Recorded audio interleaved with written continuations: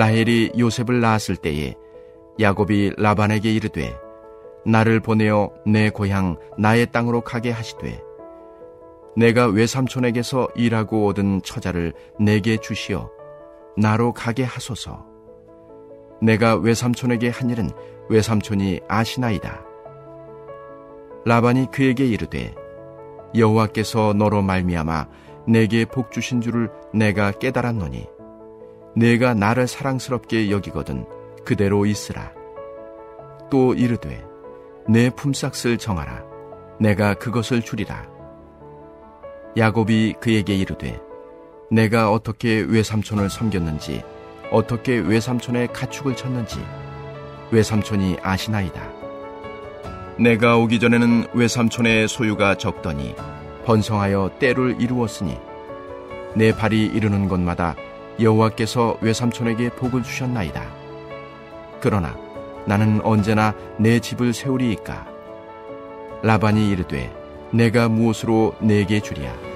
야곱이 이르되 외삼촌께서 내게 아무것도 주시지 않아도 나를 위하여 이 일을 행하시면 내가 다시 외삼촌의 양떼를 먹이고 지키리이다. 오늘 내가 외삼촌의 양떼에 두루 다니며 그 양 중에 아롱진 것과 점 있는 것과 검은 것을 가려내며 또 염소 중에 점 있는 것과 아롱진 것을 가려내리니 이 같은 것이 내 품삯이 되리이다. 후일에 외삼촌께서 오셔서 내 품삯을 조사하실 때에 나의 의가 내 대답이 되리이다. 내게 혹시 염소 중 아롱지지 아니한 것이나 점이 없는 것이나 양 중에 검지 아니한 것이 있거든 다 도둑질한 것으로 인정하소서. 라반이 이르되 내가 내 말대로 하리라 하고 그날에 그가 순염소 중 얼룩무늬 있는 것과 점 있는 것을 가리고 암염소 중 흰 바탕에 아롱진 것과 점 있는 것을 가리고 양 중에 검은 것들을 가려 자기 아들들의 손에 맡기고 자기와 야곱의 사이를 사흘길이 뜨게 하였고 야곱은 라반의 남은 양떼를 치니라.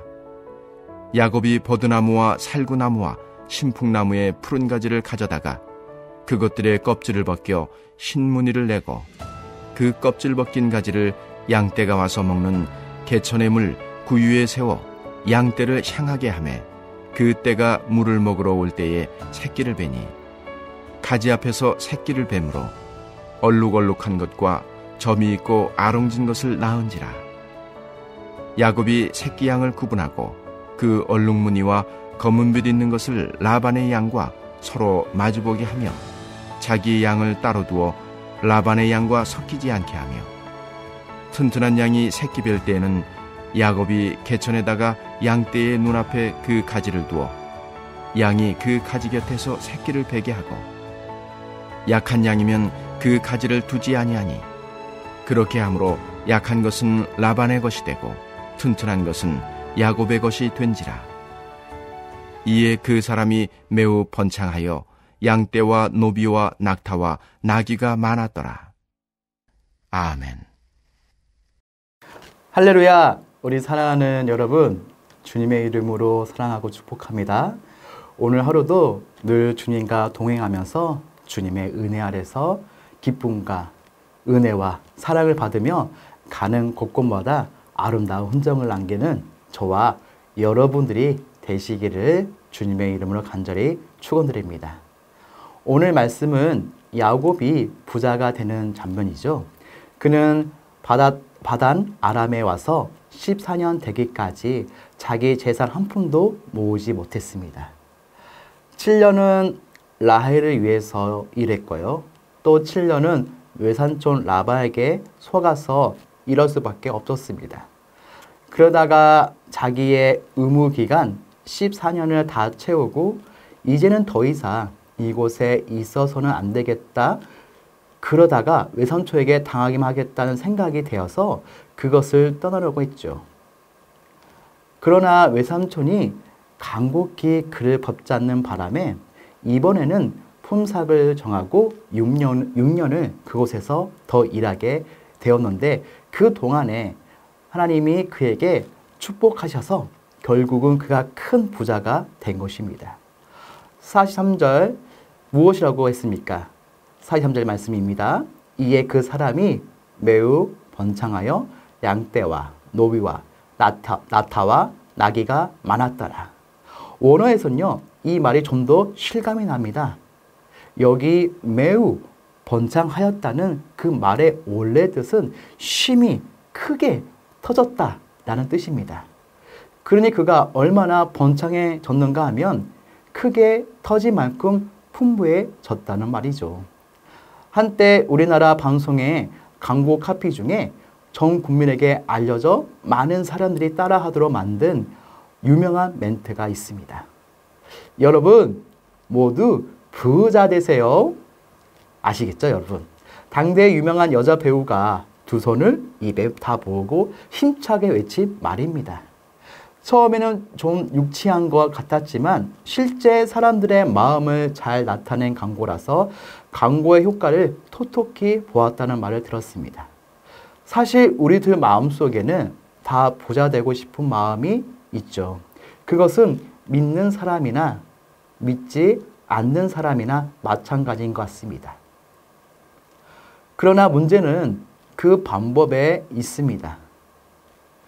무조건 부자 되었다고 다 좋은 것인가요? 부자가 되어도 어떤 방법으로 부자가 되느냐가 그게 중요하죠. 잘못된 방법이나 나쁜 방법으로 부자가 된다면 그것은 축복이 아니라 저주입니다. 그러나 정당한 방법으로, 바른 방법으로 부자 되었다면 그것은 축복이죠. 그런데 여기 나오는 야곱의 부는 정당한 부였습니다. 하나님의 축복으로 얻은 부였죠. 그래서 여러분들도 야곱처럼 부자가 되시기 바랍니다. 이 세상 사람들이 하는 그런 방법으로 부자가 되는 것이 아니라 야곱처럼 하나님의 방법과 하나님의 축복으로 얻는 부자들이 다 되시길 바라는 것입니다.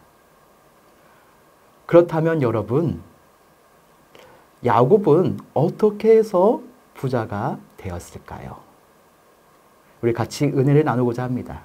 첫 번째, 부자 되려고 그렇게 애쓰지 않았다는 것입니다. 세상 사람들도 부는 따라오는 것이지 내가 따라간다고 되는 것 아니라고 말을 합니다. 그렇습니다. 부자란 내가 되려고 한다고 되는 것이 아니죠. 하나님이 부자 되게 해 주셔야만 되는 것입니다. 그런데 사람들은 덮어놓고 부자가 되려고 합니다. 남의 것을 훔치고 도둑질하고 수단 방법을 가리지 않고라도 부자가 되려고 합니다. 그렇게 한다고 부자가 되던가요? 아니죠. 또 그렇게 해서 부자가 된들 무슨 소용이 있나요? 늘 마음을 졸이면서 사는데 그것이 무슨 행복입니까? 그래서 우리가 알아야 합니다. 부자란 내가 되려고 한다고 되는 것이 아니라 하나님이 허락해 주셔야 되는 것입니다. 오늘 말씀의 야곱을 보세요. 그는 14년 동안 한 푼도 모으지 않고 외삼촌의 양들을 돌보기만 했습니다. 만일 그가 스스로 부자 되려고 애쓰기만 했다면 그는 14년 동안 상당한 부를 쌓을 수 있었을 것입니다. 그러나 그는 부자 되기를 포기했습니다. 그동안은 남을 위해서 일하는 기간이므로 철저히 남을 위해서만 일하고 자기 재산을 전혀 모으지 않기로 작정했죠. 그렇기 때문에 그는 청렴결벽하게 살 수 있었습니다. 외삼촌의 양을 한 마리도 축내지 아니하고 또 빼돌리지 않고 살 수 있었습니다. 그렇기 때문에 외삼촌 라반도 그를 믿었고 그가 돌아가야 할 때 그를 붙잡았으며 결국 하나님께서 그런 그를 보시고 때가 되매 그를 축복해 주셔서 큰 부자가 되게 해주셨던 것이죠. 그러나 우리도 주위에 잘못된 방법으로 부자 되려다가 패가 만싱한 사람들이 얼마나 많습니까? 사랑하는 성도 여러분, 있는 것에 늘 감사하며 살아가시길 바랍니다. 너무 과하게 부자 되려고 하지 마시고요. 잘못된 방법으로 부자 되려고 하지 마십시오. 결국은 그것이 시험과 올무가 되며 우리로 하여금 침륜과 멸망에 빠지게 하는 것입니다. 두 번째로 야곱은 그러면서도 자기 맡은 일에 충성을 했다는 것입니다. 야곱은 외삼촌 라반의 양을 라반을 위해 쳐주었습니다. 그러면서 그는 한 번도 나쁜 방법으로 부자가 되려고 하지 않았습니다. 그렇다고 외삼촌의 일에 게으리 하지도 않았습니다. 그것은 외삼촌도 인정하는 바였습니다. 27절 말씀입니다. 라반이 그에게 이르되 여호와께서 너로 말미암아 내게 복 주신 줄을 내가 깨달았노니 내가 나를 사랑스럽게 여기거든 그대로 있으라 라고 고백합니다. 야곱이 그만큼 충실하게 일해 주었다는 것이죠. 그래서 내가 나를 사랑스럽게 여기거든 그대로 있으라고 해요. 하면서 그를 붙잡습니다. 그가 열심히 일하지 않았다면 굳이 붙잡을 필요가 있나요? 그런데 그 약사 빠르고 계산이 밝은 라반이 야곱을 붙잡습니다. 야곱이 이렇게 열심히 일했습니다. 자기 양이 아니라고 아무렇게나 하지 않았습니다. 외삼촌의 재산을 존중하면서도 그 일을 자기 일같이 했습니다. 그랬기 때문에 외삼촌도 그를 붙잡았고 하나님도 그를 축복해 주셨습니다. 우리도 그런 사람이 되어야 합니다. 그래야 부자 될 수 있습니다. 그래서 성경에 기록되지 않았습니까? 지극히 적은 일에 충성된 자는 큰 일에도 충성되고 지극히 적은 일에 불의한 자는 큰 일에도 불의한다고 했습니다. 사랑하는 성도 여러분, 하나님의 때가 있습니다. 하나님이 부자 되게 할 때가 있습니다. 그때까지 우리는 참고 기다려야 합니다. 그러나 그때까지 우리가 어떻게 사느냐가 중요합니다. 항상 부지런해야 하고 맡은 일에 충성해야 하겠죠.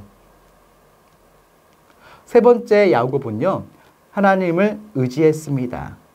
야곱에게는 부자 될 수 있는 아무 요건도 없었습니다. 그에게는 미천도 없었고요. 주인으로부터 물려받은 그런 재산도 없었습니다. 그가 일하는 직장의 보스는 너무나도 이기적인 사람, 인색한 사람이었습니다. 그래서 무엇인가 기대할 만한 것이 없었죠. 그렇지만 그는 믿는 것이 있었는데 바로 하나님이었습니다. 하나님께서 자기에게 축복해 주시고 자기에게 필요한 것을 채워주실 것을 야곱은 믿었습니다. 그런 야곱의 믿음은 그가 라반과 임금에 대해서 계약하는 가운데 잘 나타나 있습니다. 라반이 그에게 품삯을 정하라고 하니 무엇을 요구했습니까? 앞으로 외삼촌의 양떼 가운데 아름진 자와 점 있는 자와 검은 자 그리고 염소 중에 있는 점 있는 자와 아름진 자가 태어나면 자기 품삯으로 달라고 했습니다. 지금도 그렇습니다만 그 당시 양떼 중에 그런 것들은 희귀했습니다. 그리고 그런 것들은 힘이 없었습니다. 그러나 계산 빠른 라반은 야곱의 요구에 순순히 응했습니다.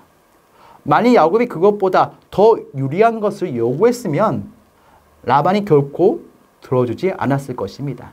그러나 자기가 생각한 것보다 더 적은 것을 요구하니 라반이 그렇게 하자고 계약을 한 것입니다. 그리고 나서 라반은 어떻게 했나요? 즉시로 자기 아들들을 시켜서 그의 양떼 중에 그런 것들을 다 골라냈습니다. 그리고는 야곱과의 거리를 사흘 길이 되도록 했습니다. 그렇게 함으로써 야곱이 말한 그런 것들이 자기 때에 섞여 더 이상 그런 루의 새끼들이 태어나지 못하도록 첫절히 대책을 세운 것입니다. 라반은 야곱에게 한 푼이라도 더 주고 싶은 생각이 없는 사람이었습니다. 주기는커녕 어떻게 해서든 뺏으라는 심보를 가진 사람이었죠. 외삼촌이 그런 사람인 것을 알았을 텐데 야곱은 왜 그렇게 불리한 조건을 말했을까요? 저는 그것이 야곱의 믿음이었다고 믿습니다. 야곱에게는 믿음이 있었습니다. 외삼촌 라반이 제 아무리 수를 써도 하나님은 자기 편이고 하나님이 축복하시면 어떻게 하든지 결국 자기에게 복이 돌아온다는 것을 믿었습니다. 그래서 인간적으로는 제일 가능성이 적은 것을 택했던 것이죠. 그렇게 함으로써 외삼촌으로 하여금 마음 놓고 수락하도록 한 것입니다. 그러나 그의 마음 속에는 외삼촌이 어떤 것을 선택하셔도 하나님은 어떤 방법을 쓰셔도 내게 축복해 주실 것이라는 믿음이 있었던 거죠. 그리고 난 다음에 37절, 38절을 보면 야곱의 이상한 행동이 나옵니다. 37절, 38절 말씀입니다. 야곱이 버드나무와 살구나무와 신풍나무의 푸른 가지를 가져다가 그것들을 껍질을 벗겨 흰 무늬를 내고 그 껍질 벗긴 가지를 양떼가 와서 먹는 개천의 물 구에 세워 양떼를 향하게 하매 그때가 물을 먹으러 올 때는 새끼를 베니. 그런데 더 놀라운 것은 39절에 나타나 있듯이 그 가지 앞에서 새끼를 벤 것들은 얼룩얼룩한 것과 점이 있고 아른진 것을 낳은 것입니다. 할렐루야. 성도 여러분, 이것이 어떻게 가능한 일인가요? 그리고 야곱은 어떻게 알았을까요? 하나님이 알려주셨습니다. 31장 11절과 12절의 말씀에 하나님께서는 이미 꿈에 양떼를 탄 수양이 다 얼룩무늬 있는 것, 점 있는 것, 아르진 것들인 것을 보여주셨다는 거죠. 야곱이 바로 그런 하나님의 말씀과 약속을 믿고 그 믿음의 상징으로 그런 행동을 했고 하나님은 그런 그의 믿음을 보시고 그에게 낳는 것마다 그런 짐승들이 나게 해주셨다는 말씀입니다. 그러니 야곱이 부자가 된 것은 하나님이 하신 일이죠. 그가 그런 하나님의 축복을 받은 것은 하나님을 믿는 그의 믿음과 순종의 행위 때문이었다는 말씀입니다. 성도 여러분, 하나님께서는 우리의 믿음대로 이루십니다. 우리가 하나님의 신실한 심을 믿고 그 믿음으로 행하면 하나님께서는 우리의 믿음대로 이루십니다. 우리가 하나님께서 말씀하신 대로 이루어질 것으로 굳게 믿고 어떤 경우에도 심지어 우리의 상식을 뛰어넘는 경우에도 흔들리지 않고 끝까지 하나님을 기대하면서 오직 그 믿음으로 우리에게 주신 하나님의 말씀에 순종하여 행하면 하나님께서는 그가 우리에게 말씀하신 대로 반드시 이루십니다. 우리의 상식을 뛰어넘는 일까지도 우리의 믿음대로 우리에게 반드시 이루어지게 하십니다. 하나님께서는 그런 분이십니다. 사랑하는 성도 여러분, 하나님은 부하기도 하시고요, 가난하기도 하시는 분이십니다. 세상의 모든 부와 귀가 다 하나님께 속하였습니다. 그렇다면 그 하나님이 어떤 사람을 부자로 만들어 주시겠습니까? 남의 부로 부자 되려는 욕심을 버린 자들입니다. 세상의 잘못된 방법으로 부자 되기를 포기한 사람들을 하나님이 축복하셔서 진정한 부자가 되게 하십니다. 두 번째로, 그러면서 자기 맡은 일에 충성을 다하는 사람입니다. 그리고 마지막으로 하나님을 철저히 의지하고 믿는 자인 거죠. 저는 우리 모두가 이런 사람들이 되기를 바랍니다. 그래서 한평생 이 세상을 살면서 야곱처럼 하나님이 축복해 주시는 진정한 부자들이 다 되시기를 예수님의 이름으로 간절히 축원드립니다. 우리 다 같이 기도하는 시간을 가지겠는데요. 우리 첫째로 내 인생의 계획대로 흘러가지 않고 지금의 현실에 녹록지 않더라도 하나님의 말씀하신 그곳으로 향하는 자가 되게 하옵소서. 믿음을 가지고 살게 하옵소서. 두 번째로 하나님의 반복인 기도로 세워가는 건축되게 하옵시며 교회가 한마음 되어 성전 건축을 감당하게 하옵소서. 우리 기도 제목을 가지고 기도하는 시간을 가지겠습니다.